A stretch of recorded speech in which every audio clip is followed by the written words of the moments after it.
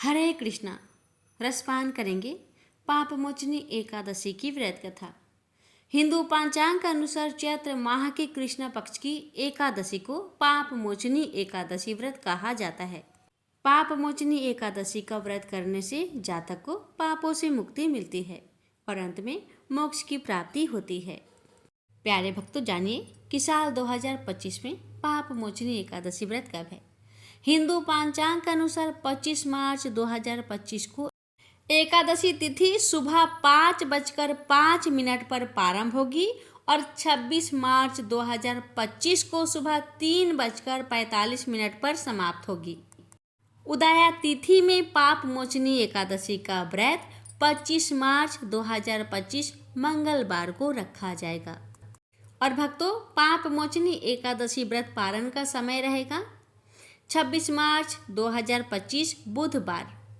व्रत पारण का शुभ मुहूर्त 26 मार्च को दोपहर 1:41 से शाम 4:08 तक रहेगा। पारण के दिन हरिवासर समाप्त होने का समय सुबह 9:14 का है। हिंदू धर्म के मान्यताओं के अनुसार एकादशी व्रत का पारण द्वादशी समाप्त होने से पहले करना अति आवश्यक है।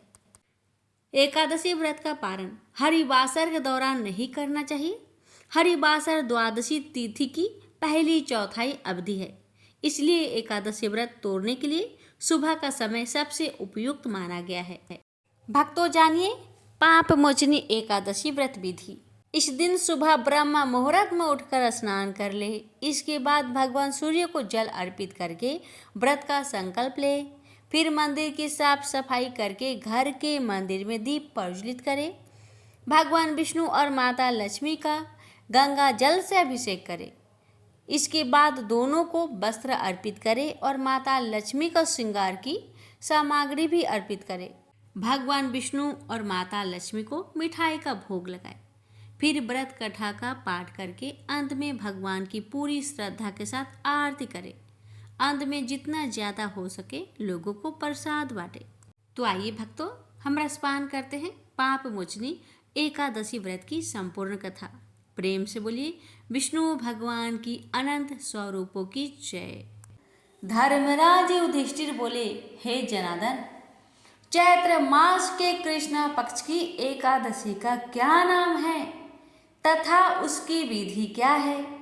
कृपा करके आप मुझे बताइए।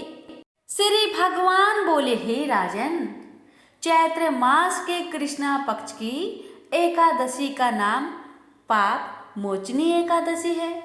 इस व्रत के प्रभाव से मनुष्य के सभी पापों का नाश होता है। यह सब व्रतों से उत्तम व्रत है। इस पाप मोचनी एकादशी के महात्म्य के श्रवण व पठन से समस्त पाप नाश को प्राप्त हो जाते हैं। एक समय देव ऋषि नारद जी ने जगत पिता ब्रह्मा जी से कहा, महाराज, आप मुझसे चैत्र मास के कृष्ण पक्ष की एकादशी की विधान कहिए। ब्रह्मा जी कहने लगे, हे नारद, चैत्र मास की कृष्णा पक्ष की एकादशी पाप मोचनी एकादशी के रूप में मनाई जाती है। इस दिन भगवान विष्णु का पूजन किया जाता है। इसकी कथा के अनुसार प्राचीन समय में चित्ररथ नामक एक रमणीक वन था। इस वन में देवराज इंद्र गंधर्व कन्याओं तथा देवताओं सहित स्वच्छंद विहार करते थे। एक बार मेधावी नामक ऋषि भी वहां पर तपस्या कर रहे थे। वे ऋषि शिव उपासक तथा अप्सराएं शिव द्रोहिणी अनंगदासी अनुचरी थी। एक बार कामदेव ने मुनि का तप भंग करने के लिए उनके पास मंजू घोषा नामक अप्सरा को भेजा। युवावस्था वाले मुनि अप्सरा के हाव भाव, नृत्य गीत तथा कटाक्षों पर मोहित हो गए। रति क्रीड़ा करते हुए 57 वर्ष व्यतीत हो गए। एक दिन मंजू घोषा ने देवलोक जाने की आज्ञा मांगी। उसके द्वारा आज्ञा मांगने पर मुनि को भान आया और उन्हें आत्मज्ञान हुआ कि मुझे रसातल में पहुंचाने का एकमात्र कारण अप्सरा मंजू घोषा ही है। क्रोधित होकर उन्होंने मंजू घोषा को पिचासनी होने का श्राप दे दिया। श्राप को सुनकर मंजू घोषा ने कांपते हुए ऋषि से मुक्ति का उपाय पूछा। तब मुनिश्री ने पाप मोचनी एकादशी का व्रत रखने को कहा और अप्सरा को मुक्ति का उपाय बताकर पिता चवन्ने के आश्रम में चले गए। पुत्र के मुख से श्राप देने की बात सुनकर चवन्ने ऋषि ने पुत्र की घोर निंदा की तथा उन्हें पाप मोचनी चैत्र कृष्ण एकादशी का व्रत करने की आज्ञा दी। व्रत के प्रभाव से मंजू घोष अप्सरा पिचासनी देह से मुक्त होकर देवलोक चली गई। अतः हे नारद, जो कोई मनुष्य विधि पूर्वक इस व्रत को करेगा उसके सारे पापों की मुक्ति होना निश्चित है, और जो कोई इस व्रत के महात्म्य को पढ़ता और सुनता है उसे सारे संकटों से मुक्ति मिल जाती है। प्रेम से बोलिए लक्ष्मीपति विष्णु भगवान जी की जय। मोर नाम का एक दैत्य था। रावण और कंस की तरह वह भी बड़ा आतंक मचाता था। स्वर्ग में देवों सहित सभी को पीड़ा देता था। सब लोग उससे रक्षा मांगकर श्रीमन नारायण की शरण में गए। भगवान ने कहा, मैं उसे संभलाता हूँ, चिंता मत करो। भगवान मोर के साथ युद्ध करने लगे, लेकिन अपनी सारी शारीरिक शक्ति लगाकर भी भगवान कुछ नहीं कर सके। भगवान को युद्ध के मैदान से पलायन करना पड़ा। वे हिमालय की एक गुफा में छिप गए। मोर भी उनका पीछा करते हुए वहां पहुंच गया। भगवान ने ध्यान करना शुरू किया और उनके मन से एक शक्ति उत्पन्न की, उनकी मानसिक शक्ति। इस शक्ति ने बाहर आकर मोर को अपनी तलवार से मार डाला। हम जानते हैं कि शरीर में 10 इंद्रियां हैं, 5 जितेंद्रिया और 5 कर्म इंद्रिया। 11वीं इंद्रिया है मन। संस्कृत में एकादशी का अर्थ है 11। चूंकि यह देवी उनके मन भगवान की 11वीं इंद्रिया से निकली थी, इसलिए भगवान ने उन्हें एकादशी के नाम से पुकारा। एकादशी माता की उत्पत्ति का दिन उनके नाम से ही जाने जाने लगे। माता एकादशी की अंतिम चरण के दौरान उत्पन्न हुई थी, इसे जयंती कहते हैं, और उन्होंने द्वादशी से पहले चरण के दौरान दैत्य को मार डाला था, इसे स्मरणती कहते हैं। भगवान ने घोषणा की कि एकादशी के दौरान देवी की इस महान कार्य के कारण पूरे जगत में कोई भी पाप नहीं रहेगा, लेकिन पाप तो पहले से ही है। जब उसने यह सुना, पाप पुरुष आश्रय की तलाश में इधर उधर भागने लगा। एकादशी के दौरान वह कहाँ रहेगा? वह जहाँ भी गया सभी ने उसे आश्रय देने से इनकार कर दिया। अंत में अन्न भोजन एकादशी के दौरान उसे आश्रय देने के लिए सहमत हुआ। वो एकादशी के दौरान सभी पाप भोजन में आश्रय लेते हैं। जो कोई एकादशी के दौरान भोजन करता है, ये पाप उस व्यक्ति में प्रवेश करेंगे और रोग, समस्या, हानि, परेशानी इत्यादि बन जाएगी। एकादशी देवी को विष्णु कन्या भी कहा जाता है, क्योंकि वह भगवान की मानस पुत्री है।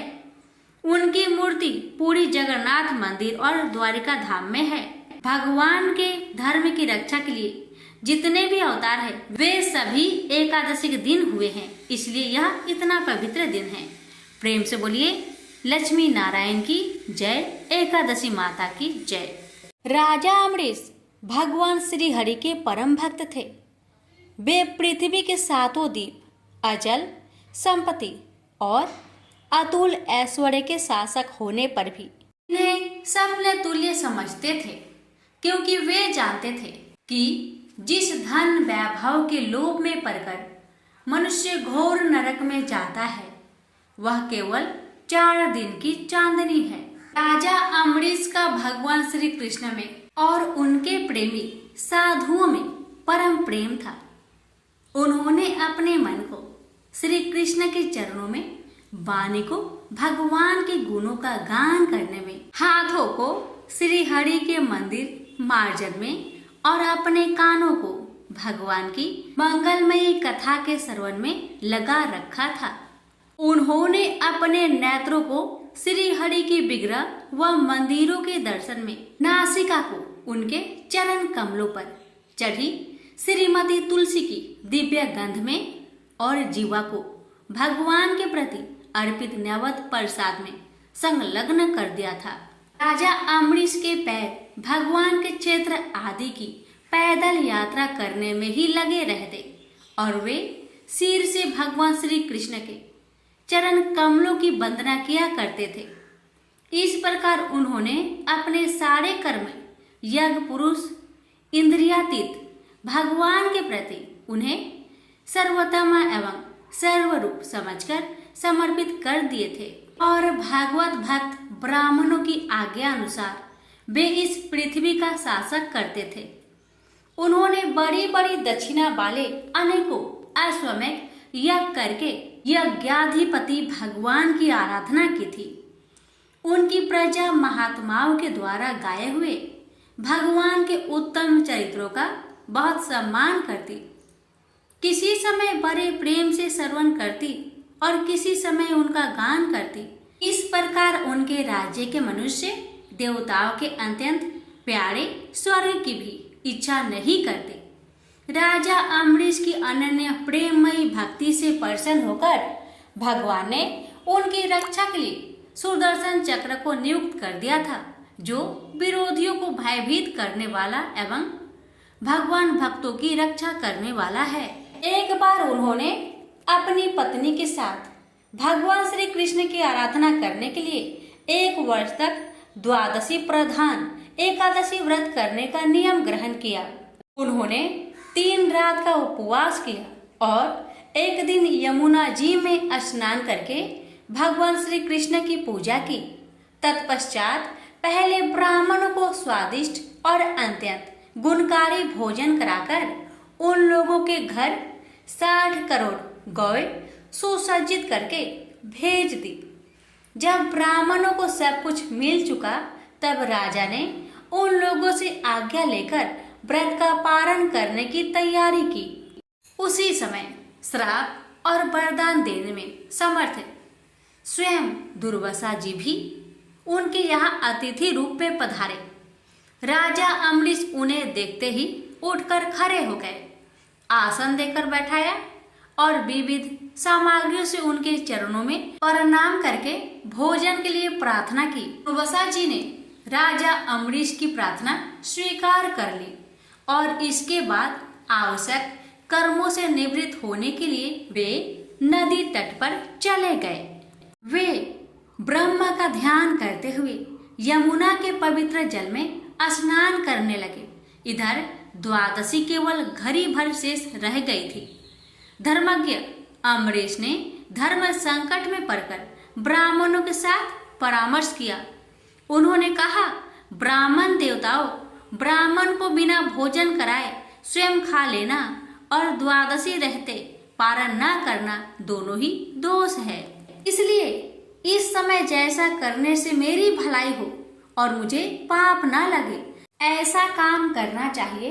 तब ब्राह्मणों के साथ विचार करके उन्होंने कहा, ब्राह्मणों, श्रुतियों में ऐसा कहा गया है कि जल पी लेना भोजन करना भी है, नहीं भी करना है, इसलिए इस समय केवल जल से पारण किए लेता हूँ।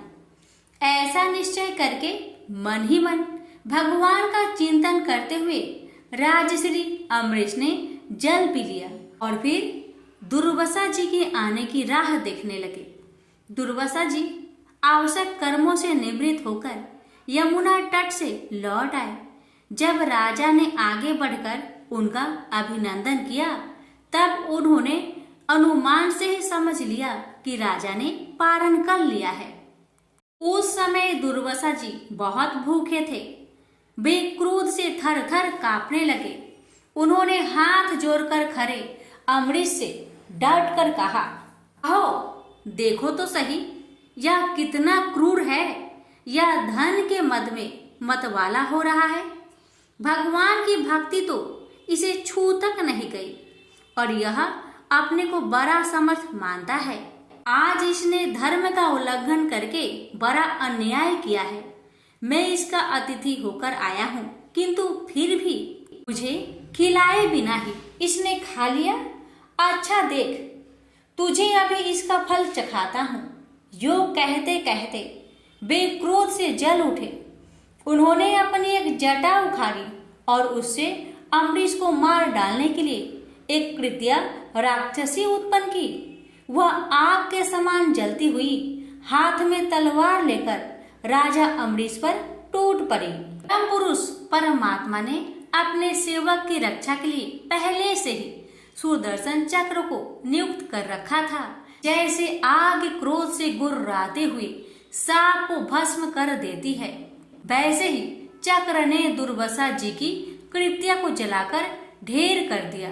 जब दुर्वासा जी ने देखा कि मेरी बनाई हुई कृत्या तो जल रही है और चक्र मेरी ओर आ रहा है, तब वे भयभीत हो अपने प्राण बचाने के लिए जी छोड़कर एकाएक भाग निकले।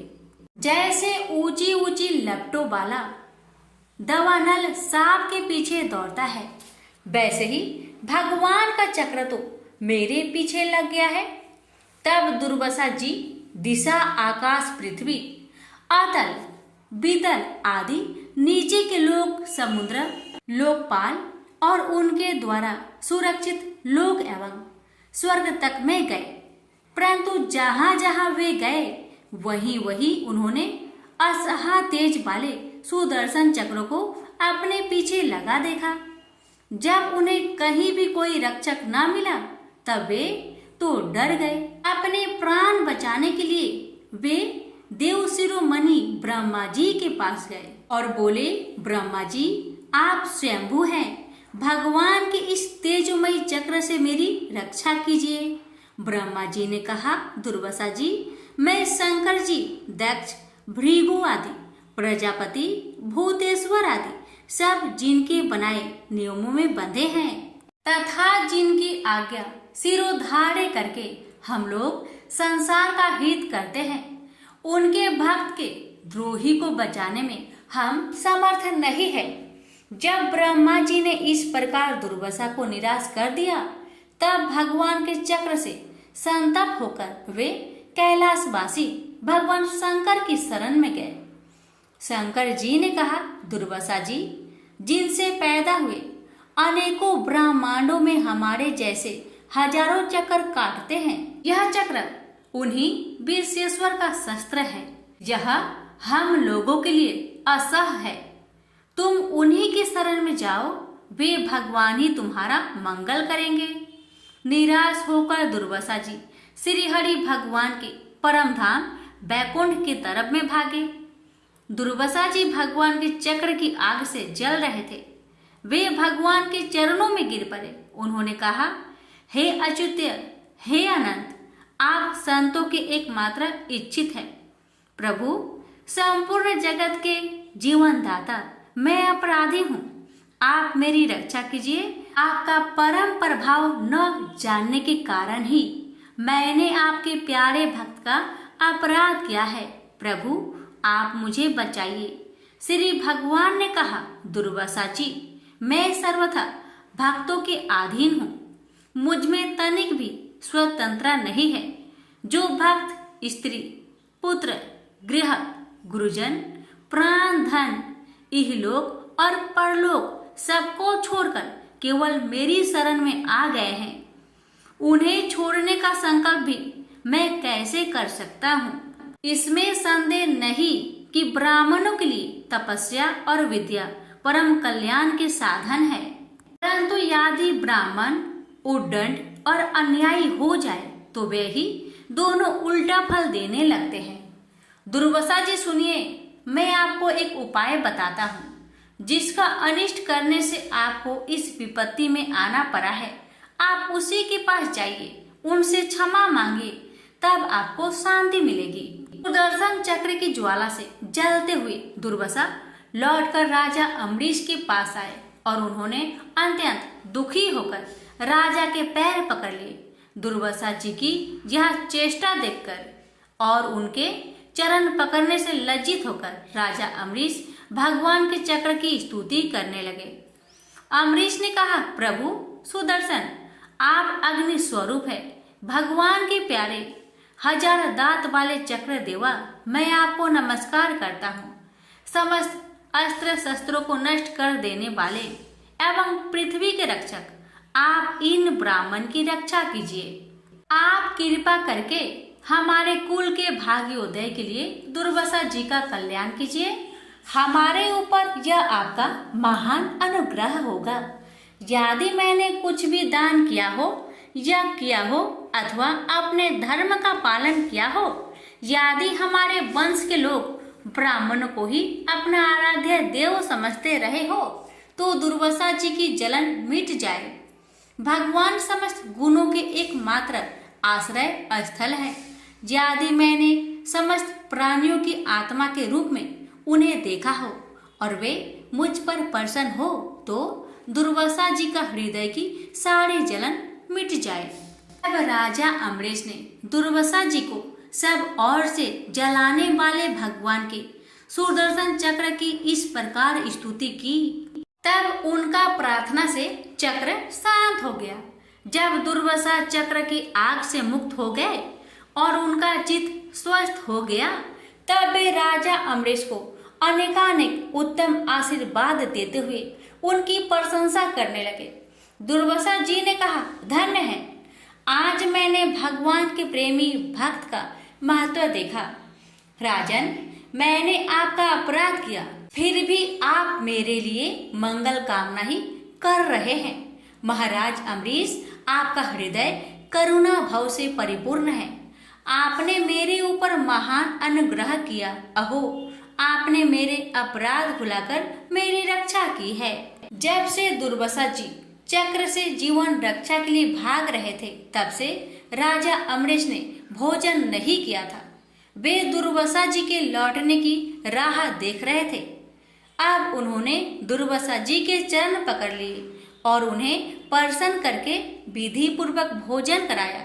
दुर्वासा जी ने बहुत ही संतुष्ट होकर राजा अम्बरीश के गुणों की प्रशंसा की और उनके बाद उनसे अनुमति लेकर आकाश मार्ग से प्रस्थान किया।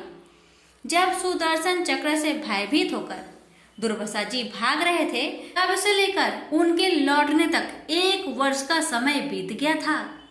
इतने दिनों तक राजा अम्बरीश उनके दर्शन की आकांक्षा से केवल जल पीकर रहे।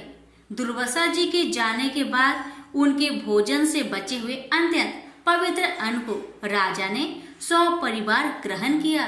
कुछ वर्ष बीतने पर राजा अम्बरीश ने अपने ही समान भक्त पुत्र पर राज्य का भार छोड़ दिया और स्वयं वन में चले गए। वहां वे बड़ी धीरता के साथ आत्म स्वरूप भगवान में अपना मन लगाकर गुणों के प्रवाह रूपी संसार से मुक्त हो गए। प्रेम से बोलिए लक्ष्मी नारायण की जय। बहुत समय पहले की बात है। एक गांव में एक ननद भाभी रहा करती थी। ननद अभी कंवारी थी। उस परिवार में ननद, भाभी और भाई, इन तीनों के अलावा और कोई भी नहीं रहता था। भाभी तो कभी कोई पूजा पाठ करती ही नहीं थी और ननद हर रोज तुलसी माता की पूजा किया करती थी, उनकी बड़ी सेवा करती थी। बिना तुलसी पूजन के ननद कभी भोजन नहीं करती थी। ननद का पूजा पाठ देख के भाभी को बहुत क्रोध आता था। कभी कभी भाभी तो अपनी ननद से ऐसे भी कह देती थी कि जब तुम्हारा विवाह होगा ना, तो मैं तुम्हें और बराती को तुलसी ही खाने दूंगी और दहेज में यही दूंगी। इसी तरह समय निकलने लगा, दिन बीतने लगी। अब तो ननद भी बड़ी हो गई थी। भाई ने अपने बहन के लिए एक अच्छा घर और वर ढूंढा। अब तो बहन की शादी पक्की हो गई। बहन की शादी वाले दिन भाभी ने क्या किया, बारातियों के सामने तुलसी का गमला फोड़कर रख दिया। लेकिन ननद की सच्ची भक्ति और श्रद्धा से तुलसी माता बहुत प्रसन्न थी। इसी कारण से तुलसी माता की कृपा से तुलसी का गमला स्वादिष्ट व्यंजन में बदल गया। ये चमत्कार देखकर भाभी बहुत आश्चर्यचकित हो गई। लेकिन फिर भी उसका आदत नहीं गया। उसने फिर क्या किया, अपने ननद को गहने के बदले में तुलसी की मंजरी पहना दी। लेकिन तुलसी माता की कृपा से वह मंजरी भी सोने के आभूषण में बदल गए। ये देखकर भी भाभी बहुत हैरान हुई, मगर फिर भी अपनी करतूत करनी ना बंद किया। उसने फिर वस्त्रों के स्थान पर तुलसी का जनेऊ रख दिया। लेकिन तुलसी माता की कृपा से वह तुलसी का जनेऊ रेशमी और सुंदर वस्त्र में बदल गया। ननद की भाभी बहुत पापिन थी, इसलिए तुलसी माता की महिमा को न जान सकी। भाई ने अपने बहन को बड़े प्यार और आदर के साथ विदा किया। बहन ससुराल में गई।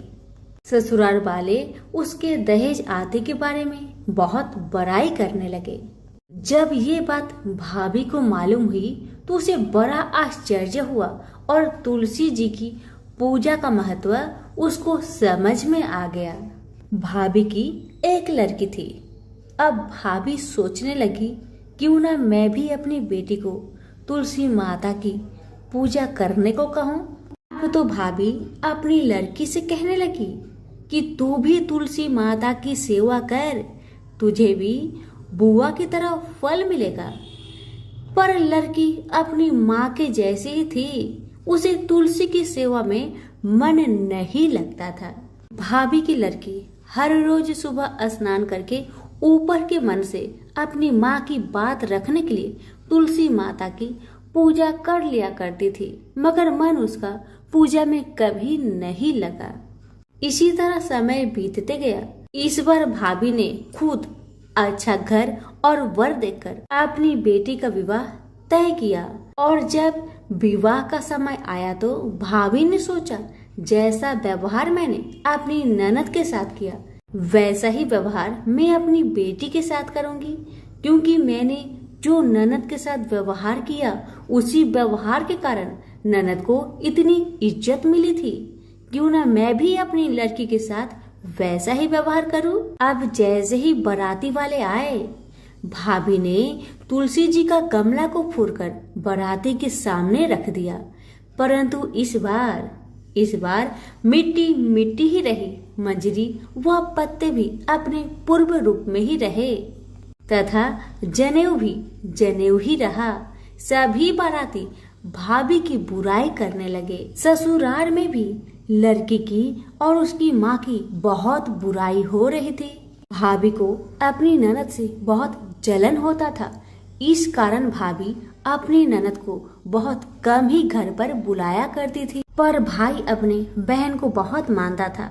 भाई ने एक दिन सोचा, बहन की शादी किए हुए बहुत साल हो गए, क्यों ना मैं अपने बहन से मिलकर आऊं, उसके ससुराल जाऊं। अब भाई ने अपनी इच्छा अपनी पत्नी को बताया। पत्नी से कहा, कुछ सौगात ले जाने के लिए कुछ दो। बहन का घर जाऊंगा, खाली हाथ कैसे जाऊं, कुछ हो तो मुझे दो। भाभी ने क्या किया, गुस्से से जुआर एक थैले में भरकर कहा, लो इसी को लो और अपनी बहन के घर ले जाओ। मेरे पास और कुछ नहीं है, यही है, इसी को ले जाओ। बेचारा पति दुखी मन से चल दिया, वही जुआर भरे थैले को लेकर, और मन ही मन में सोचते जा रहा था, भला कोई भाई अपने बहन के ससुराल में जुआर ले जाता है। यही सोचते सोचते भाई बहन के ससुराल की तरफ जा रहा था। उसने सोचा, ये जुआर बहन के ससुराल ले जाऊंगा तो लोग क्या कहेंगे, क्यों ना मैं इसे गाय को खिला दूं। भाई जब बहन के नगर के समीप पहुंचा और उसने एक गौशाला में गाय के सामने जुआर का थैला उलट दिया। जुआर को उलटता देखकर तब गौपालक ने कहा, ए भाई तुम ये क्या कर रहे हो, सोना मोती गाय के आगे क्यों डाल रहे हो। भाई ने जब नीचे देखा तो सचमुच हीरे मोती सोना चांदी जगमगा रहे थे। भाई ने तुलसी माता के चमत्कार को जान लिया और जोर जोर से तुलसी माता की जयकारा लगाने लगा और सारी कहानी उस गौपालक को बताया। सोना चांदी हीरा मोती थैले में भरकर बहुत प्रसन्न मन से अपने बहन के घर गया। बहन भाई को देखकर बहुत प्रसन्न हुई और अपनी भाई की बहुत आवभगत की। भाई ने अपनी बहन के सास ससुर से आज्ञा लेकर अपनी बहन को घर लेकर आया और रास्ते में सारी कहानी बताते आ रहा था कि कैसे भाभी ने ज्वार भरकर थैले में दिए थे और तुलसी माता की कृपा से कैसे ये ज्वार हीरे मोती सोने चांदी में बदल गए। भाई को तुलसी माता का महिमा पता चल गया था। अब भाई और बहन घर आकर अपनी भाभी को सारी कहानी बताते हैं और तुलसी माता की महत्व को समझाते हैं और पूजन करने का फल उसे भी बताते हैं। अब तो भाई और भाभी और उसकी बेटी तीनों जन मिलकर हर दिन तुलसी माता का पूजन किया करते थे और तुलसी माता भी उनके पूजन से प्रसन्न होकर उनके घर में अन्न धन के भंडार भर दिए और भाभी की बेटी को भी अच्छा घर और वर मिला। तो सभी मिलकर बोलिए तुलसी मैया की जय हो।